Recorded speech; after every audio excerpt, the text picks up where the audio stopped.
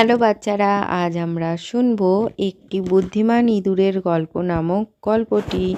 শুরু করা যাক তাহলে। সুন্দরবনের জঙ্গল ছিল খুবই সুন্দর, চারিদিকটাই একেবারে সবুজে ঘেরা।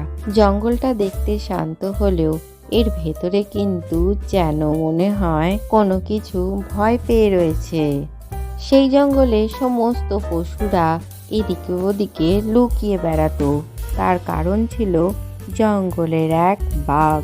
সে ছিল খুবই ভয়ঙ্কর। সে জঙ্গলটাকে নিজের বলেই মনে করত।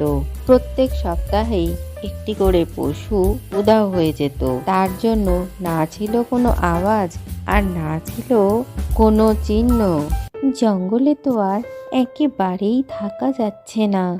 তা ঠিকই বলেছ, প্রত্যেক দিনই ভয়ে ভয়ে থাকতে হয়।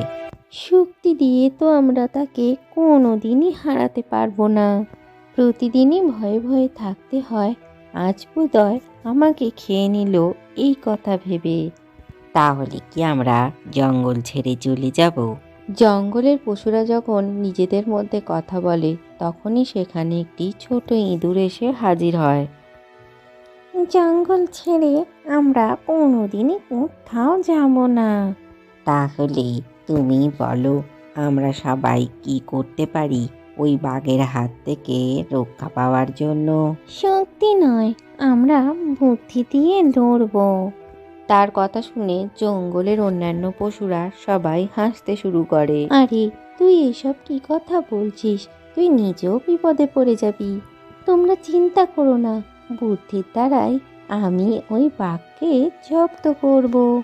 এই কথা বলেই সেই ছোট ইঁদুর রাত্রেই বাঘের গুহার সামনে যেতে থাকে। আর একটা সময় সে বাঘের গুহার কাছে পৌঁছেও যায়। ইঁদুরকে তার সামনে আসতে দেখে বাঘ তো খুবই অবাক হয় আর গর্জন করে বলে ওঠে, কে তুই? এখানে কি করছিস? আমি তোমাকে একটা খবর দিতে এসেছি। মানুষেরা জঙ্গলে চারিদিকে জাল পেতে রেখেছে। যে বেশি শিকার করবে সে সেই জালে গিয়ে ধরা পড়বে। এই কথা শুনে বাঘ তখন একেবারেই চুপ হয়ে যায়। সে মনে মনে বেশ ভয়ই পায়। তা তুই ভালো কথাই বলেছিস। এই জঙ্গলে তো আর আমার বেশি দিন থাকা উচিত হবে না। আমার অন্য জঙ্গলে চলে যাওয়াই ভালো। সে তুমি ঠিক কথাই বলেছ।